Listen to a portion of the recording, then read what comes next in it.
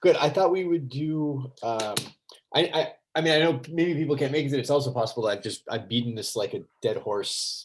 This topic at this point. The Oh, Varsha. it's good. It's good. It's good. No, I mean, I think it's like the more Torah, the better. Yeah. Um, but no, I think it's. I've done a lot of teaching on the Varsha Matirin at this point. I better know What it. is the, how do you all decide like how much time to give to each safe and Oh, have I don't. It was like I think Rav Nachum assigned it at the beginning. He assigned through December. He said we're gonna do these weeks. I mean they've done this before, so and then he originally assigned it. Originally supposed to be me last week and Shani this week, and then Shani had a conflict, so I just decided to pick it up. And since it was supposed to be Devar Shematim for 2 weeks, and then I said to Rav Nachum, I think it's not really. I think we don't really need the full 2 sessions on it, just based on the amount of stuff we've been doing. So that's what Lexi he's like, well, I think maybe Lexi should teach us about Gvina Takum. So, okay. So, but which we'll do a little bit of in our few minutes here, if that's okay too. So I wanted to start with just a kind of a little review. We'll just go Sif by Sif, but I think we do a little bit less inside than usual since we've done a lot of this. So I just maybe I'll Seif Aleph in the Shulchan Aruch. I think the main things that I wrote down, I just like wrote some notes on like what were my main takeaways. Maybe you can think about it. Is one that Devar Shishmachim, it doesn't matter if it's Shalem or not, unlike Biria and Ruyali Kabed. It has to be Min Bemino for it to not be Batel. Oh, that's, of course, I missed the whole thing. Devar Shishmachim is not Batel, even in 1,000. That's the main point. Right, that we're and then finally the Ramah says in that Sif that and this is where we get this kind of interesting conflation of what min bimino means, but if it's to whiten the food, leave no, or to letaken, and then it also either is Devar Shishmachim or it means it's Devar Shishmachim and it's min bimino. It's like not so clear what he means by that, but it's not batel. So I'll put it that way. Yeah. But That almost sounded to me like things that would be like count as Naten Tam, but yeah, I think that's almost really what it felt like, and which is how it kind of goes nicely to into the Gvinat Akum kind of conversation, which is the whole thing of rennet being, you can't taste the rennet, right? But the Rambam, but it's Devar Mamid, right? It has a significant part in the baking process. So, but yeah, I have thought a lot about, and maybe we'll cover this, like what are things that somebody could add, like to something that is batel, but like why would it not be there? Like it must have some function in the food, right? At the end of the day. Right. Say that again, sorry. Like if you add something to food, like intentionally add something, like a non-Jew intentionally adds an ingredient, let's say, like they're making something, can we ever say it's batel? And it's like, I think if I remember correctly, I have to look back. I think there's a Rush bomb on this or something like that, which is the whole reason like that we can't, just start to ignore certain ingredients in certain cases. But like that it's usually added for a reason. It's not something that's like so easily batel, and not counting stuff that like, happens to be in the kitchen and falls in, because they're not so careful. But, I'm talking more about stuff like we had this ingredient, red 35 or whatever, and it turns out it's made from bugs and so. Right. Yeah.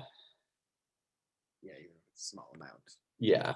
Okay. So worth considering, but okay. That was C5. I didn't really have a lot on C5, so I didn't want to do it inside.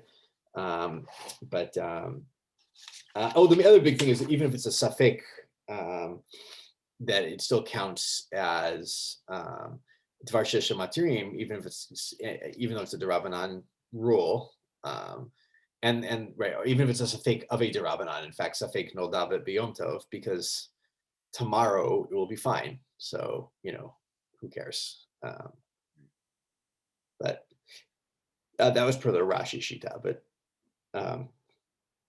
So, all right, Seif Bet. Seif Bet was a little bit was the interesting one, and I think I misspoke in class. So we'll see. This well, maybe you remember. Maybe I'll ask. Like the Shulchan Aruch required one of two conditions to be true for it to be a davar sheyesh lo matirin. Do you remember what they were? Either wait, one of Yeah, it's in order for it to be davar sheyesh lo matirin, it has to be something that will be no. Why one of two? Isn't it both of two? This is where I think I messed up in class. The Shulchan Aruch himself, I think. Here, let's read the beginning of it. Let's read the beginning of it. Maybe that's a good thing.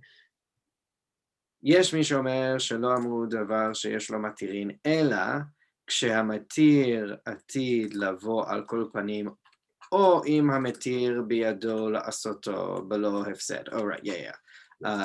So either it'll happen by itself, or even if it won't happen by itself, you can do it, but it won't cost you much.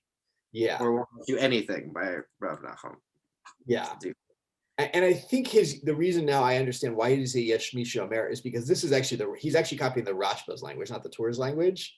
Mm-hmm. And the Torah is confusing, and I think that's the reason he says Yesh Misha Omer, because he knows the Torah is not so clear how many of these conditions he requires. So those who wouldn't say it might be the Tur, in fact. Exactly, because I think this is completely my guess, is that he's nervous about the Torah, that the Torah might disagree with him here, and therefore he's actually, I said in class he's copying the Torah. He's copying the Rashba, so like what he said in the Beit Yosef. But I think he added the Yesh Misha Omer because he's not. I don't think he's so confident the Torah is with him on this case. Yeah. Which is interesting because the Shach, I don't remember if I think we saw it inside. It says like, why does he say Yesh Misha Omer? Nobody's cholek on this, right? And he includes the Torah as somebody who is not cholek. But I think that's the reason, is that the Torah is a little bit hard to understand there, is at least. So that's the main thing out of bet, is just that you need one of those two conditions. It needs to either be, for sure it's just going to happen, like a Beit Sashin al Yom Tov tomorrow, pretending it'll be mutar. It's no longer Yom Tov, or same with Shabbat, or something that is below hefsed, which is of course what we're gonna, a lot will hinge on in this category of like, well, what's this below hefsed mean? And if you remember, like one of the cases that was brought as an example was, maybe you remember the one of the main examples that was brought below hefsed, that you do be'ado below hefsed. Wait, sorry, that was brought for as an example that it is be'ado below hefsed. There was like a borderline case might be like needing to do hagala, and then there was the what is it, the masrot, the tevel, yeah, untithed produce. You have some untithed produce that gets mixed up with your tithe produce, your mutar produce, and that would sound like they say it's davar sheyesh lo matirin. Why? Because I'm gonna have other produce I'm gonna tithe, and I can tithe from one pile to the next, essentially. Right. It's not the ideal way to tithe, but it's permissible, and therefore you're gonna do it. It's not really a loss to you, so whatever. But yeah, okay, that was bet. Gimel is our case, which there's a whole nother, actually, it's like really interesting because there's a whole siman on kalim to get mixed up later on, which I don't think we do in this shir, if I remember correctly. So this is like the main time. What was that? That seems very practical.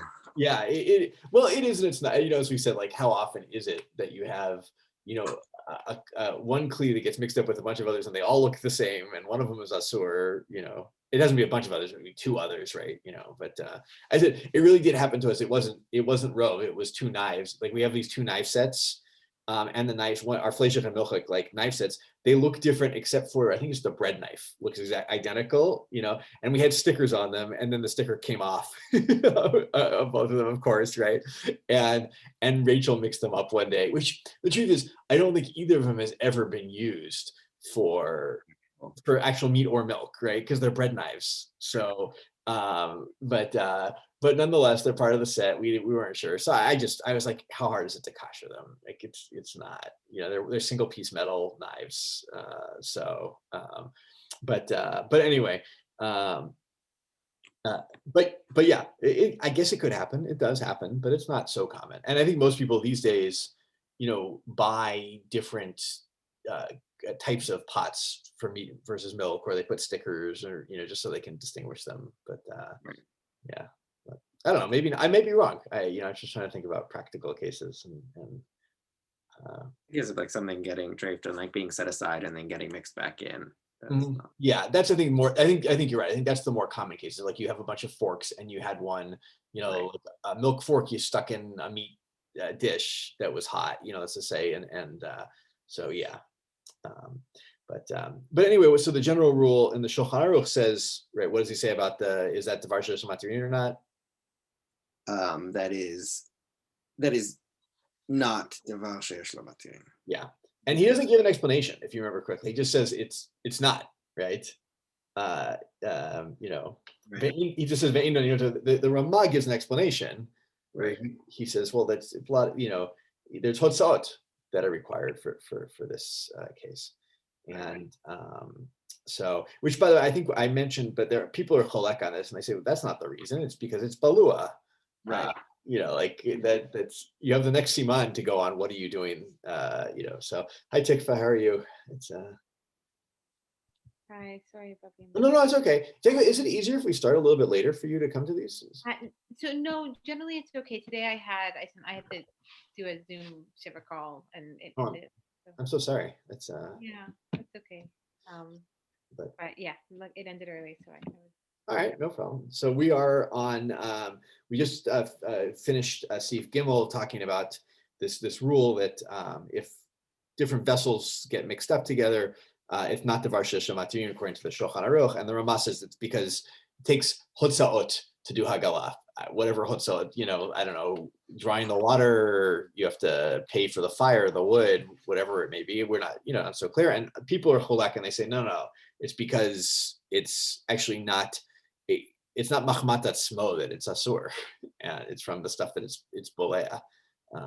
But and actually other people, if I remember correctly, I just like to throw it out there. I try to remember who it was. Someone says, and this is actually an interest. The whole thing about the balua, there's some objection to where they say the thing that in this case, right, the isur that's balua is not actually that's never going to be mutar.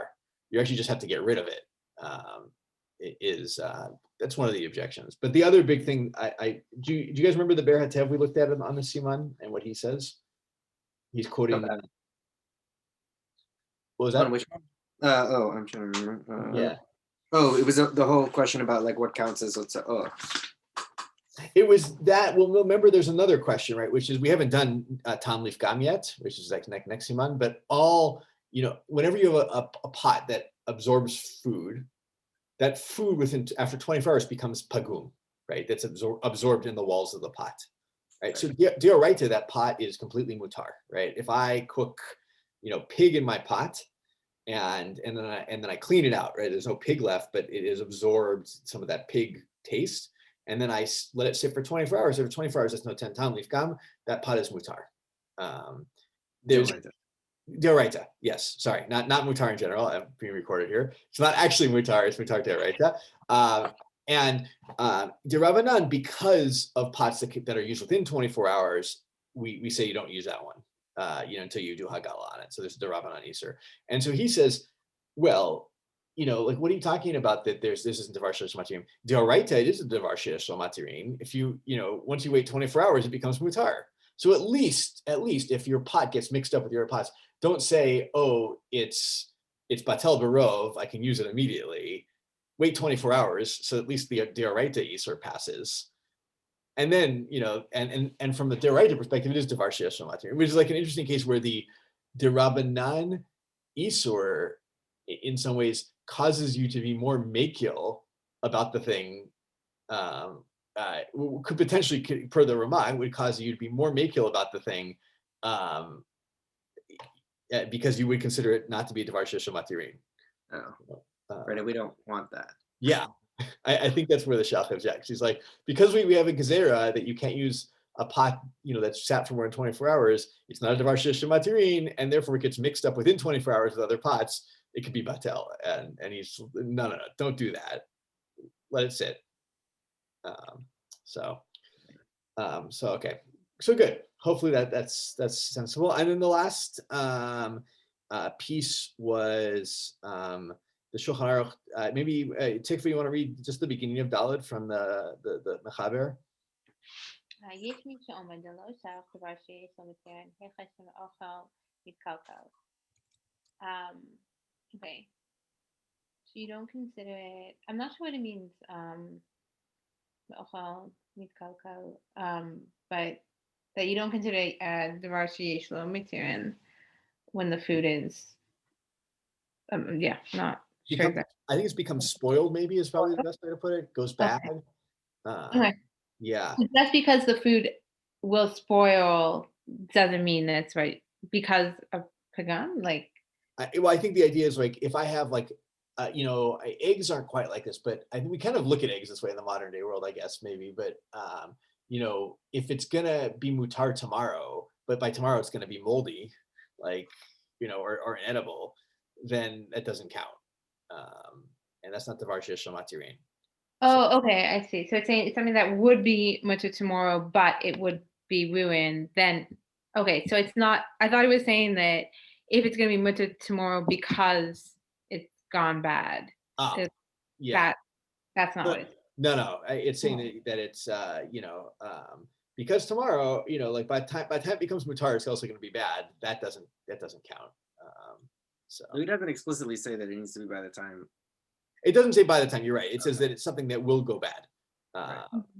So I guess everything goes bad at some point, but Except honey. so that's why I will say the Maharshal disagrees with this ruling. He thinks that is Devar Sheyesh Shel Matirin. And the Ramah reminds us at the end of this that something is only Devar Sheyesh Shel Matirin is the tom, if it itself is there. It could be ground up, it could be crushed, but the tom of something is, if I have the tom of an egg that was born on Shabbat, that was laid on Shabbat, right? That tom is not Devar Sheyesh Shel Matirin. That tom is batel. The egg itself is Devar Sheyesh Shel Matirin, but is not batel. So that's just a distinction he makes that I think is important. And the other thing that I think was interesting about the Siman was the whole case of when the Isra is never nikar, right? This is a case of you have, for instance, it was like you have grapes in like water, and they burst open on Shabbat, but you never actually see the grape juice come out. It's like immediately absorbed, maybe not water. There is, it's a thing called, I think, temed, which is like this like weak water grape combination that they talk about. But then that's not considered Devar Sheyesh Shel Matirin because you never actually saw the juice. The moment it got created, it like ended up as part of batel to the water, essentially. So does that still need to be like in some sort of minority? Like, does that have to be 1 in 60? Does it mean Bishop Einomino, or is it? It's a great question. I don't remember. Because one of the cases they talked was like a wine press. So like, like a wine press or an olive press on Shabbat, right there, you can go to the wine press, even though like there's constantly being grapes that are, bursting open and creating, adding to the wine. You don't have to worry about that. That's min b'mino, clearly, and whether or not with the case of Temet, I have to look again. I don't remember. Of course, well, if it's min sheba'eno mino, then it doesn't matter, right? Then it's it would still need to be batel. It would still need to be batel. Yeah.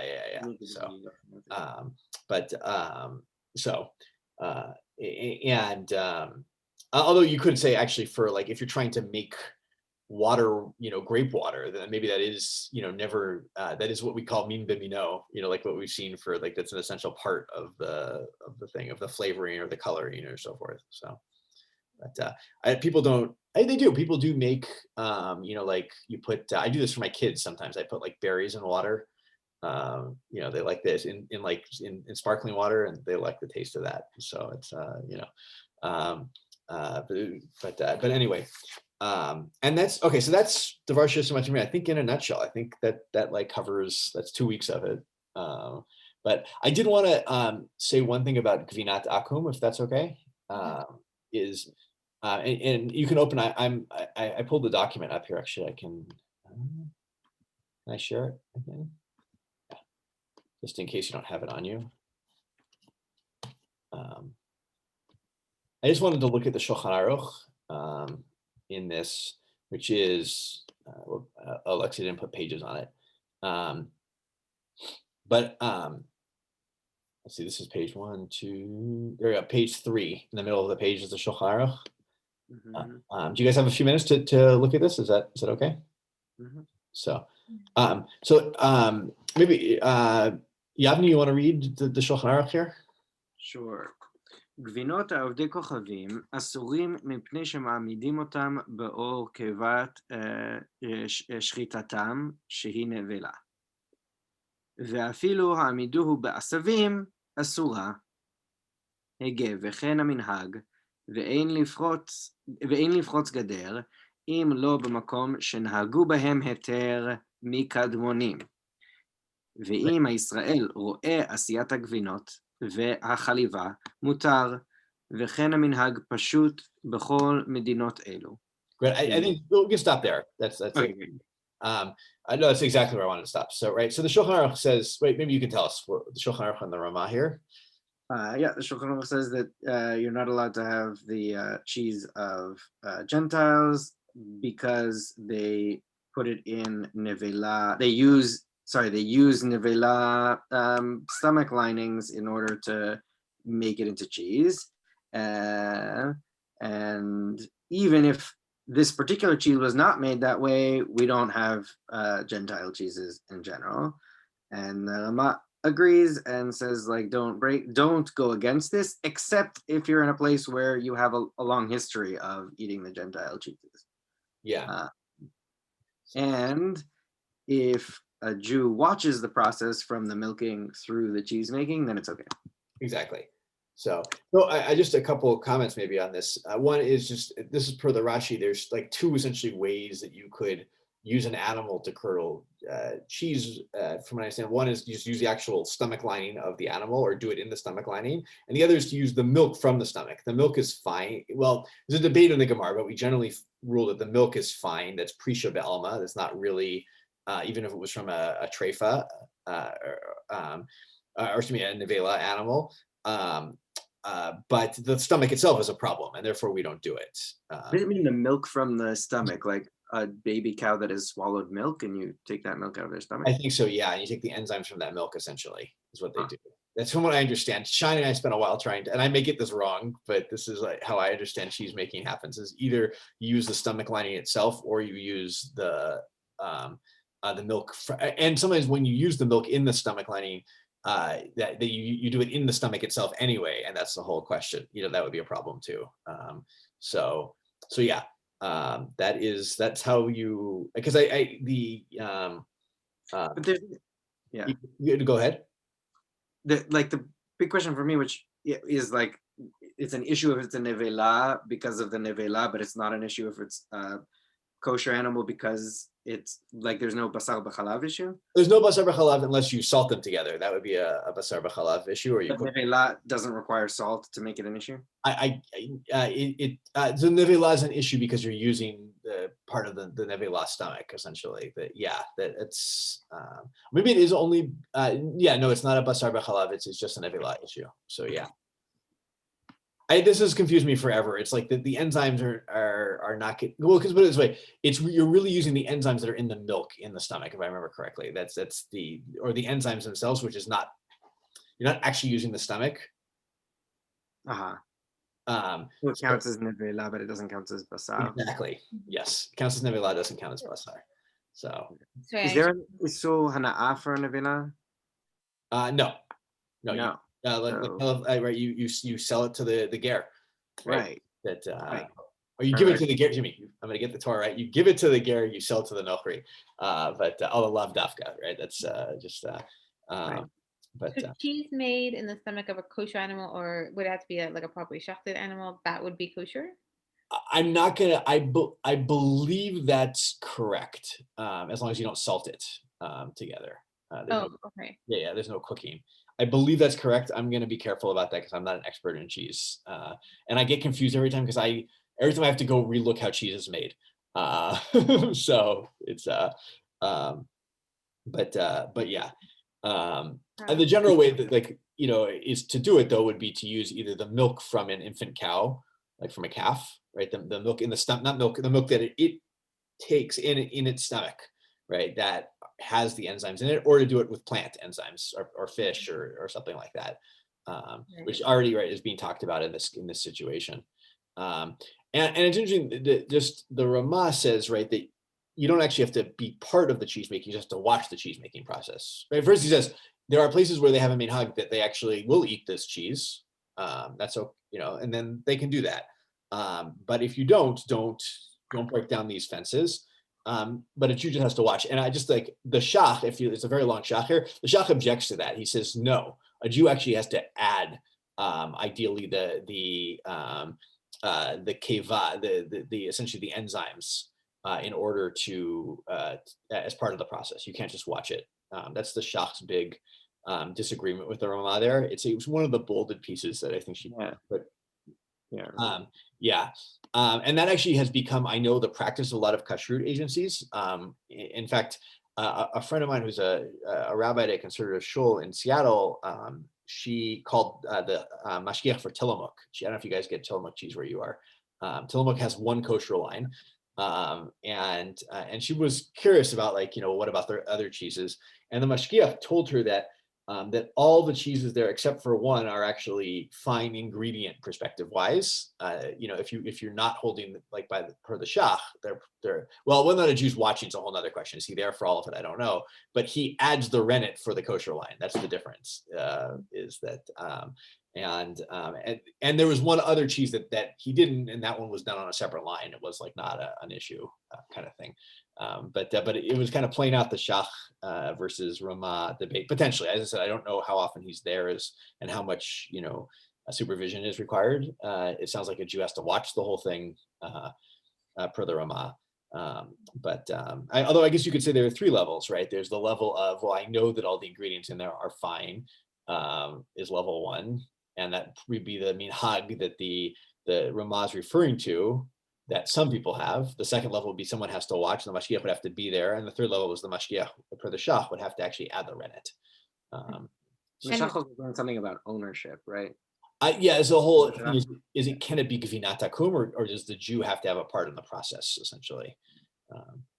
I don't know if we do. We probably won't do bishul akum, which is like a really fascinating topic, but this, which is a little bit different, but it plays out of a whole question of, can I eat food cooked by a non-Jew, and how much does a Jew have to play a part in the process in cooking something to make it not, bishul goyim, and the debate comes everywhere from, well, the Jew has to do like a significant portion, or maybe the Jew just has to flip the thing on the stove, or to like the kind of the minimalist version of it, which comes from a Tosfot, is you have to add a wood chip to the fire. Which is how in some places I've seen it play out today, where I don't know if people have seen this. And I remember when my wife was a grad student at the University of Michigan, the pilot light would go out in the kosher kitchen there sometimes. And they'd have a Jewish student come and relight the pilot light, and that was fine. And the non-Jewish cook could then keep cooking, so. But the Shach is separate from like being part of the process. I was surprised that there was also like, you don't have to be part of the process if you own it. Potentially, yes. Like there's a which is a whole other thing. So is that still trust? Like, is that still underlying the meaning? Is that still an idea of whether you can trust there's something going on with, like, I don't know, something more metaphysical of ownership? Are you talking about for the cheese or in general? For the cheese, I guess it goes into in general, but like maybe let's just stay with the cheese. Yeah, I think I wanted to ask Rav Nachum if I could do like a separate shir on bishul akum, because I think it's an important topic. Partially because it still plays out today. These kashrut agencies have questions all the time about, can we give hashgacha to this if a Jew wasn't part of this process? And there's certain conditions where you don't have to, it's not a thing. And it's like an interesting topic in that sense, but it's like a serious, thing that we have. It's in the Gemara, it gets paskined. So maybe we'll do a shir. I'll ask if we can do a shir on bishul goyim. I think it's a neat topic. I don't know. Yeah, that's all I have for the review for this week. Thank you. Thank you. And Hanukkah Sameach. Yavni, you look like you're pensive in thought. Oh, I did have a question about if you have another moment. I do. Yeah. I remember one of the one of those, like, bringing up like the question of why is it only for דבר, like בחמת עצמו, אסור בחמת עצמו, rather than like having absorbed a taste? That Yeah, I think that works to some extent if you follow the kind of idea of this is a whole mean bimino thing and what it's called, right? The name here is an important part of this, right? It is that per the run it becomes easier, right? It's like, well, that's just not the same mean, right? This is all, it's really, to the run, this whole thing is a discussion of mean bimino versus mean b'sheino mino. The whole davar sheyesh lo matirin isn't its own separate category. It's just like the ultimate case of mean, or not the ultimate, it's a leaning towards the case of mean bimino kind of thing. And per Rashi, it would have to turn into this whole thing of, well, it's not really, if I have a piece of meat that absorbed, I don't know, something that's gonna be mutar tomorrow. I'm not thinking of what it is right now. Then or really the best case is the blood in the meat. Well, that's a hard case too. Let's just pretend like it's a piece of meat absorbs something that tomorrow is going to be mutar. Like the name is really the meat. The name isn't really, it's a meat among meat. It's not really, the sort of thing that's going to be mutar. And name seems to be an important factor in here. Okay. So thanks. Yeah. I see. I've started asking around. Someone needs to do like an academic study of the importance of language in Isser v'Heter. Because language and identity. What was that? Language and identity. Yeah, I think it would be great if you ever look. Thing going on there. Yeah, I think so. If you ever look at the first sugya in Kol HaBasar, right? It gets into the whole question of like what counts as meat, and goes back to a sugya in Nidarim about a whole question of like, if I were to send a servant to the store and say, buy me such and such a thing, would they buy, if beef were, if I said go buy me meat and beef weren't available, would they come back with a chicken? And does that mean that it's meat? Or the Rebbe Akiva version of it, which is like, well, they would call me up and say, hey, I couldn't find beef, but I could find chicken. And they still like it's still kind of in the category, versus they would never call me up and say, hey, I couldn't find beef, but I found fish. That's what Rebbe Akiva's essentially claim becomes. So it's like a really interesting way of like, we're basing the Torah on that in some ways. The whole question of Derabanan versus Deraita, but like, that's like a major factor there. So, but yeah. All right, bruchim to you. I will see you guys soon. And Hanukkah Sameach, or if you think it's a Chag Hanukkah Sameach. Chodesh Tov, yeah, all that stuff. All right, bye.